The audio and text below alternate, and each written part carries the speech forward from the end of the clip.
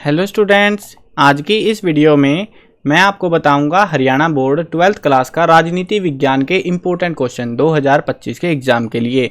आपके पास में दो बुक है, दोनों बुक्स के कंप्लीट कह लो राजनीति विज्ञान का पूरे पेपर के लिए इंपॉर्टेंट क्वेश्चन बताने वाला हूं। ये वो क्वेश्चन है जो एग्जाम में बार बार पूछे जाते हैं। सारे चैप्टर्स के चैप्टर वाइज बताने वाला हूं ताकि आंसर ढूंढने में भी आपको कोई परेशानी का सामना ना करना पड़े। शुरू करते हैं वीडियो को। मैं हूँ अजय और आप देख रहे हैं CCL चैप्टर। लेकिन वीडियो शुरू करने से पहले बता दूं, अगर आपको 12th क्लास के किसी भी सब्जेक्ट के इंपॉर्टेंट क्वेश्चन, ओल्ड पेपर या मॉडल पेपर सॉल्यूशन की वीडियोस देखनी है, डिस्क्रिप्शन में प्लेलिस्ट का लिंक मिल जाएगा, वहां से देख लेना। उसके अलावा एक वेबसाइट आपको बता देता हूँ, गूगल पर जाओ, ये नाम सर्च करो cclchapter.com। इस वाली वेबसाइट पर हरियाणा बोर्ड का एक सेक्शन आपको देखने को मिलेगा, जहां पर एग्जाम के लिए आपको हरियाणा बोर्ड सेक्शन में स्टडी मटेरियल भी मिल जाएगा। अगर आपको एग्जाम में अच्छा स्कोर करना है, बेस्ट स्कोर करना है, हमने आपके लिए पेड PDF भी निकाल रखे हैं। इसी वेबसाइट से डाउनलोड कर सकते हो, एग्जाम स्टडी मटेरियल के नाम से हरियाणा बोर्ड सेक्शन में मिल जाएगा। कूपन कोड यूज कर लेना CCL10 ताकि PDF आपको सस्ती पड़ जाए। और हाँ, जो भी PDF है उसके ब्रैकेट में लिख रखा है कि PDF में क्वेश्चंस के आंसर मिलेंगे या नहीं मिलेंगे। तो कुछ PDF में आंसर साथ में है, कुछ में नहीं है, वो अपना जरूर से जांच लेना। MCQ जितने भी PDF में है वो सभी के आंसर आपको मिलेंगे, चाहे बाकी क्वेश्चंस के हो या ना हो। MCQ में सारी PDF फॉर्म में आंसर है MCQ के, तो ठीक है। बाकी जो लॉन्ग शॉर्ट क्वेश्चन है उनके आंसर मैंने बाकायदा लिखे हुए हैं, आंसर साथ में PDF में है या फिर नहीं है, तो यहाँ से कर सकते हो। या फिर जो है डिस्क्रिप्शन में टेलीग्राम ID का लिंक दे रखा है, तो वहाँ से भी मैसेज कर देना बस मुझे हेलो CCL, ताकि मैं समझ जाऊँ भाई आपको पेड PDF खरीदनी है। मैसेज इतने सारे आने कि सारे पढ़े भी नहीं जाते, तो इस वजह से आपको मैसेज करना पड़ेगा हेलो CCL लिख के, ताकि हम समझ जाए PDF चाहिए भाई आपको, तो आपको रिप्लाई मिल जाएगा तुरंत। और यहाँ से भी PDF परचेज कर सकते हो, यहीं पे कॉन्टैक्ट करके चैट करके यहाँ पे भी मिल जाएगी। चलो अब देखते हैं यहाँ पे पहली जो बुक आपकी समकालीन विश्व राजनीति, इसका पाठ नंबर 1 है। ये क्वेश्चन जो मैं बता रहा हूँ ना भाई, हर चैप्टर से दो चार क्वेश्चन है, सिलेक्टेड क्वेश्चन है ये। इनको तो रट के चले जाना बिल्कुल। इनमें से लगभग पेपर देखने को मिलेगा, हो सकता है पूरा पेपर आ जाए, हो सकता है 50-60% पेपर आए, वो कहा नहीं जा सकता, ठीक है। लेकिन जो पेड PDF है भाई, उसमें से क्वेश्चन उसमें ज़्यादा हैं, उसी का कुछ पोर्शन आपके साथ शेयर कर रहा हूँ मैं यहाँ पे, ताकि आप भी बच्चे जिनके पास पैसे नहीं है वो भी पास हो उसके। भाई पेड PDF लोगे तो मज़ा आ जाएगा, लगभग पूरा पेपर आप PDF में से देख पाओगे। चलो अब देखते हैं चैप्टर 1 है 2 ध्रुवीयता का अंत। सोवियत संघ का विघटन किस वर्ष में हुआ? शोक थेरेपी किन 2 मुख्य सिद्धांतों पर आधारित थी? भारत सोवियत संघ मित्रता संधि किस वर्ष में हुई? सोवियत संघ के पतन के कोई 2 सकारात्मक परिणाम लिखिए। सोवियत प्रणाली के 4 विशेषताएं या फिर 2 विशेषताएं, एक ही बात होगी, 4 कर ली तो 2 तो अपने आप कर लोगे। और में क्वेश्चन का मतलब है कि ये क्वेश्चन आ गया या फिर ये आ गया, एक ही आंसर लिखना है आपको। द्विध्रुवीयता से क्या तात्पर्य है या क्या अभिप्राय, एक ही बात है। एक ध्रुवीय व्यवस्था के कोई 4 लाभ लिखिए। द्विध्रुवीय व्यवस्था के पतन के 2 कारण लिखिए, या भी बिखराव के 2 कारण लिखिए, ठीक है। ये 8 क्वेश्चन है चैप्टर 1 से। चैप्टर 2 देख लो, समकालीन सत्ता के केंद्र। आसियान के 2 उद्देश्य बताने हैं। सार्क के मुख्य उद्देश्य क्या है? यूरोपीय संघ की स्थापना खालिस्तान वर्ष में हुई? 1992 में हुई थी। कुछ के आंसर मैंने ऐड कर दिए थे, जो मैं ऐसे रिसर्च करते टाइम मिल गए थे आंसर नॉर्मली, तो मैंने ऐड भी कर दिए थे कुछ एक क्वेश्चंस के। तो यूरोपीय संघ की स्थापना किस वर्ष हुई, डायरेक्ट भी पूछ सकते हैं, ठीक है। 1992 में। हो सकता है अभी की बार MCQ में पूछ ले आपसे कब हुई, तो ऐसे भी आता भाई। एक नंबर के जो क्वेश्चन है ना, 1 वर्ड आंसर है, वो MCQ में फिल इन द ब्लैंक या नॉर्मल क्वेश्चन किसी भी तरीके से पूछे जा सकते हैं। इस हिसाब से तुम प्रिपेयर रहना, ये चीज़ हमेशा ध्यान रखना। तृतीय विश्व के देशों से आपका क्या अभिप्राय है? चीन में खुले द्वार की नीति की घोषणा कब की गई? 1978 में। खालिस्तान में प्रारंभ 1978।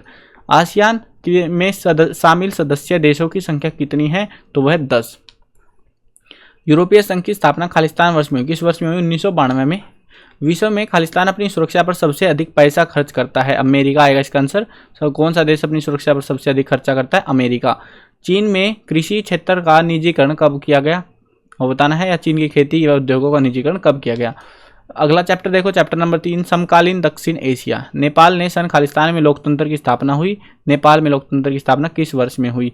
भारत पाकिस्तान सीमा विवाद में अमेरिका ने किस देश का साथ दिया था? तो वो बताना है हमको। IS तो पाकिस्तान ही होगा। चलो अगला चैप्टर देखते हैं, चैप्टर 4 है अंतर्राष्ट्रीय संगठन। WHO के 2 कार्य बताइए। हमें अंतर्राष्ट्रीय संगठन की आवश्यकता क्यों पड़ती है? कोई 2 कारण बताइए।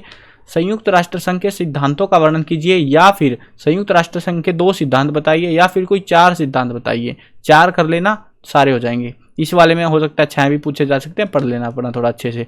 यहाँ पे क्वेश्चन देखो कितने सारे क्वेश्चन है, और कर रखा है बस भाई, मतलब जिसमें जितने ज़्यादा हो रहा है समझ लो घुमा फिरा के वो क्वेश्चन तो मिलने के चांस सबसे ज़्यादा है, लेकिन सारे सिलेक्टेड क्वेश्चन हैं, ये ध्यान रखना। ये जो क्वेश्चन बता रहे हैं तो सारे पढ़कर ही जाने हैं। संयुक्त राष्ट्र संघ के प्रमुख उद्देश्यों का संक्षेप में वर्णन कीजिए, या फिर 2 उद्देश्य बताइए, 4 उद्देश्य बताइए। संयुक्त राष्ट्र संघ की स्थापना का मुख्य उद्देश्य क्या था, सब में एक ही बात है। संयुक्त राष्ट्र संघ के मुख्य अंगों के नाम लिखिए। संयुक्त राष्ट्र संघ की सुरक्षा परिषद के स्थायी सदस्यों की संख्या और उनके नाम लिखिए। द्वितीय विश्व युद्ध 1939 से 45 तक चला था, कब तक चला था वो पूछ रहे हैं, कब समाप्त हुआ कह लो, तो 1945 में। विश्व व्यापार संगठन की स्थापना कब हुई, वह 1995 में। कब अस्तित्व में आया, 1995। संयुक्त राष्ट्र दिवस प्रतिवर्ष खालिस्तान को मनाया जाता है, तारीख बतानी है कब मनाया, किस तारीख को मनाया जाता है। पाठ नंबर 5 है समकालीन विषयों में सुरक्षा। अमेरिका पर हुए आतंकवादी हमले को किस नाम से जाना जाता है, 9/11 हमला था, 9/11 ही था आई गेस, ऐसा ही कुछ नाम है, बटे में है वो जो भी है, कंफर्म नहीं है मेरे को, मैं भाई भूल जाता हूँ इतने सारे सब्जेक्ट पढ़ाने की वजह से, बट ऐसा सा ही कुछ है, 7/11 पता नहीं 9/11, और देख लेना थोड़ा ऐसा मिलता जुलता सा ही है। कमेंट कर देना सभी बच्चे इसका आंसर, ठीक है, आसान है ये तो। मानव सुरक्षा किसे कहते हैं, किस वर्ष में आतंकवादियों ने विश्व व्यापार केंद्र को धराशायी किया था। नई अंतर्राष्ट्रीय अर्थव्यवस्था के मुख्य विशेषताओं का वर्णन कीजिए, या नई अंतर्राष्ट्रीय आर्थिक व्यवस्था के मुख्य सिद्धांतों का वर्णन कीजिए। विशेषताएं सिद्धांत एक ही चीज होती है ये। अगला चैप्टर, अगला क्वेश्चन देखो, 2001 में विश्व व्यापार केंद्र यानी अमेरिका पर आक्रमण के लिए कौन उत्तरदायी था। निशस्त्रीकरण के मार्ग में आने वाली 4 बाधाओं का वर्णन करना है, 4 समस्याओं का वर्णन करना है, एक ही चीज है। चैप्टर 6 देखो, पर्यावरण और प्राकृतिक संसाधन। पर्यावरण संरक्षण से संबंधित 2 आंदोलनों के नाम बताइए। पर्यावरण की सुरक्षा में विभिन्न उपायों का वर्णन कीजिए, किस तरीके से कर सकते हैं। 4 उपाय यहाँ पे पूछे हुए हमसे। और में विश्व राजनीति में पर्यावरण की चिंता के प्रमुख कारणों का वर्णन कीजिए, या 4 कारण बताइए। पर्यावरण प्रदूषण के लिए उत्तरदायी तत्वों का वर्णन कीजिए। भूमंडलीकरण उष्मीकरण क्या है, भूमंडलीय उष्मीकरण या विश्व तापन किसे कहते हैं, एक ही चीज़ है, ग्लोबल वार्मिंग, दोनों बस नाम थोड़े अलग तरीके से लिखे हुए इन्होंने। अगला चैप्टर है चैप्टर नंबर 7 वैश्वीकरण। वैश्वीकरण के पक्ष और विपक्ष में 4-4 तर्क देने, दोनों साइड 4-4 पॉइंट बताने हैं। पॉलिटिकल के अंदर, राजनीति विज्ञान के अंदर हो सके तो आंसर को अपने पॉइंटों में बनाओ, ताकि आंसर आपको जो जब आप आंसर लिखो एग्जाम में टीचर जल्दी नंबर दे। जितने मार्क्स को उतने पॉइंट बना के आ जाओ बस। वैश्वीकरण से आप क्या समझते हैं, वैश्वीकरण के उदय के मुख्य 4 कारण बताने हैं, या विभिन्न कारण बताने हैं, या मुख्य कारण बताने हैं, एक ही बात है। वैश्वीकरण की परिभाषा दीजिए, मुख्य विशेषताओं का वर्णन कीजिए। वैश्वीकरण की परिभाषा का लो शाब्दिक अर्थ एक ही चीज होती है। मुख्य विशेषताएं बताइए, 4 प्रमुख विशेषताएं बताइए। वैश्वीकरण के राजनीतिक एवं आर्थिक आयामों का वर्णन कीजिए। वैश्वीकरण क्या है, मुख्य उद्देश्यों का वर्णन कीजिए। वैश्वीकरण का संबंध खालिस्तान पारस्परिक जुड़ाव और समन्वय से है, या फिर खालिस्तान पारस्परिक समन्वय से, वो बताना है। अगली बुक देखो, दूसरी बुक आपकी स्वतंत्र भारत में राजनीति। पाठ नंबर 1 है राष्ट्र निर्माण की चुनौतियां। पाकिस्तान की स्थापना कब हुई, इसका मुख्य क्या कारण था, या स्थापना कौन से साल में हुई वो बताना आपको। आसान क्वेश्चन है, इसका आंसर भी आप कमेंट पे बताना। मैं वेट करता हूँ भाई, सभी की कमेंट पढ़ी जाती है, ये मत सोचा करो कि पढ़ता नहीं हूँ, मैं सबकी कमेंट देखता हूँ। तो बताना है सबको कि किस साल में पाकिस्तान की स्थापना हुई थी। स्वतंत्र भारत के सामने उपस्थित किन्हीं 4 मुख्य चुनौतियों का वर्णन कीजिए। स्वतंत्र भारत के सामने मुख्य चुनौतियां क्या थी, दोनों में सेम ही है, इसमें 4 है, इसमें हो सकता है जितने भी है ना, जिसमें बोला जाए 4 चुनौतियां, या फिर और में क्वेश्चन भी देखने को मिल रहा है आपको, तो समझ लेना भाई, उसमें 1-2 एक्स्ट्रा पढ़ लेना अगर पढ़ पाओ तो, ठीक है। राष्ट्र निर्माण में 4 बाधक तत्व, आने वाले बाधक तत्व या 2 बाधक तत्वों बाधाओं का वर्णन करना है। राष्ट्र निर्माण के मार्ग में आने वाली बाधाओं को दूर करने के 4 उपाय या दूर करने के उपायों का वर्णन कीजिए। राष्ट्र की परिभाषा दीजिए। राष्ट्र निर्माण के मुख्य तत्वों का उल्लेख कीजिए। 4 तत्वों का वर्णन कीजिए। 3 तत्वों का वर्णन कीजिए। अब यहाँ पे देखो, कभी 3 पूछ लेते, कभी 4 पूछ लेते, हो सकता है अब 6 पूछ ले, है ना। तो ये चलता रहता है बोर्ड का। आपको अपनी तैयारी अच्छे से करनी है। आपको ये पता लगा भाई तत्व पढ़ने हैं, ठीक है। तो जितने उसके कम से कम एटलीस्ट 5 तो पढ़ के जाने ही जाने हैं, ठीक है। 5 तो पढ़ के जाने, जब 4 बोले तो वो। भारत विभाजन के अच्छे और बुरे परिणामों का वर्णन कीजिए। भारत विभाजन से उत्पन्न 4 समस्याओं का वर्णन कीजिए, या उत्पन्न समस्याओं का वर्णन कीजिए। पाठ नंबर 2 है एक दल के प्रभुत्व की ओर। चुनाव से क्या समझते हो आप। भारत में विरोधी दल की क्या भूमिका, संक्षेप में वर्णन कीजिए। भारत में कांग्रेस पार्टी की स्थापना कब हुई, इसके मुख्य संस्थापक का नाम लिखिए। कांग्रेस का जो है AOUM ऐसा कुछ नाम था, 1885। अगला प्रश्न देखते हैं, अगला पाठ देखते हैं, पाठ नंबर 3 नियोजित विकास की राजनीति। योजना आयोग के 4 कार्य या 2 कार्य। विकास के मुख्य उद्देश्य 3 उद्देश्य 4 उद्देश्य। आर्थिक विकास के भारतीय मॉडल की मुख्य विशेषताएं क्या है। अच्छे नियोजन में 4 विशेषताओं का वर्णन कीजिए। पाठ नंबर 4 है भारत में के विदेश संबंध। 1965 में खालिस्तान देशों के बीच युद्ध हुआ था, भारत और चीन के बीच में हुआ था।